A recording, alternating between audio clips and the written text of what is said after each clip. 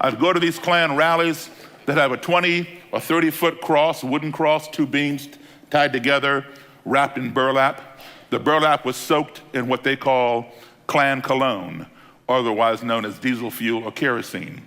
And Klansmen and Klanswomen in their robes and hoods and torches were paraded around in a circle around the cross. And either the Grand Dragon or Imperial Wizard would say, "Klansmen, halt," and they'd all stop. Then he'd say, "For God," and they'd say, "For God," "For race," "For race," "For country," "For country." Klansmen approached the cross, and they'd all close in to the base of the cross. Klansmen light the cross, and they throw their torch down at the foot, and whoosh, this big cross would be on fire. There you go. There's one rally, such rally, with a Klansman that's conversing with the Klan at a rally.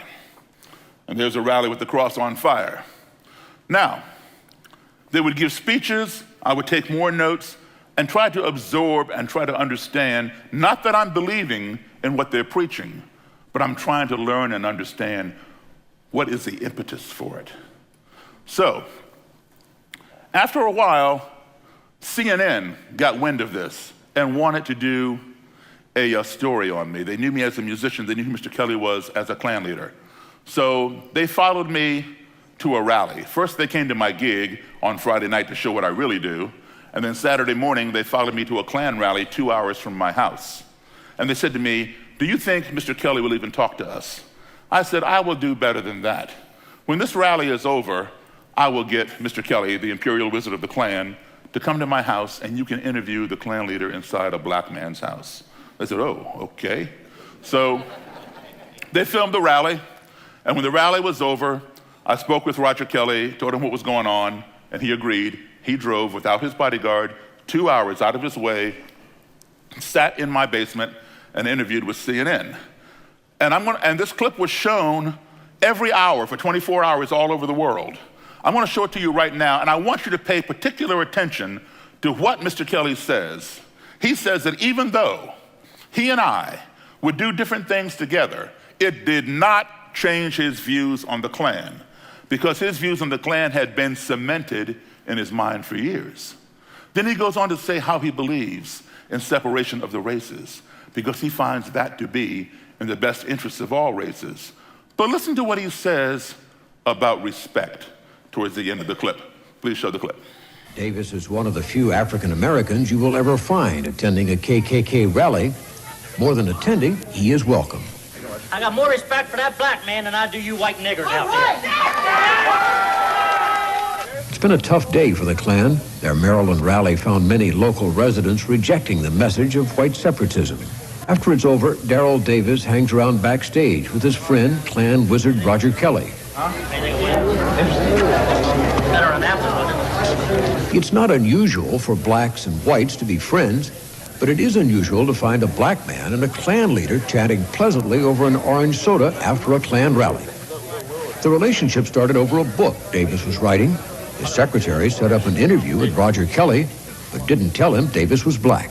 They talked and talked some more.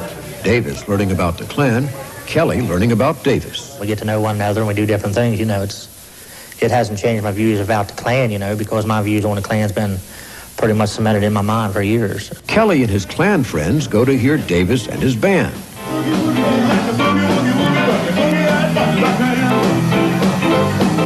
And Davis goes to their rallies. I sat on the front row and listened to each Klansman speak. Some things I agreed with, other things I did not agree with. Davis thinks that his presence promotes badly needed understanding. Hate stems, I believe, from fear of the unknown, and I think this is all across the board, regardless of whether it's a Klansman or anything else. But he has no illusions about the Klan. If he did, his friend would be quick to disabuse them. And I believe in separation of the races. I believe that's in the best interest of all races. Does he really? Or has friendship transcended the color barrier? Listen to Kelly at a Klan rally. I will follow right man to hell and back, because I believe in what he stands for and he believes in what I stand for. A lot of times we don't agree with everything, but at least he respects me to sit down and listen to me. And I respect him to sit down and listen to him. The strange relationship of a KKK wizard and his black buddy. In Washington, I'm Carl Rochelle, CNN Sunday Morning. Respect is the key. Sitting down and talking, not necessarily agreeing, but respecting each other to air their points of view. Because of that respect and my willingness to listen and his willingness to listen to me, he ended up leaving the Klan, and there's his robe right there. I am a musician, not a psychologist or sociologist. If I can do that, anybody in here can do that. Take the time to sit down and talk with your adversaries. You will learn something and they will learn something from you. When two enemies are talking, they're not fighting, they're talking. It's when the talking ceases that the ground becomes fertile for violence. So keep the conversation going. Thank you all very much.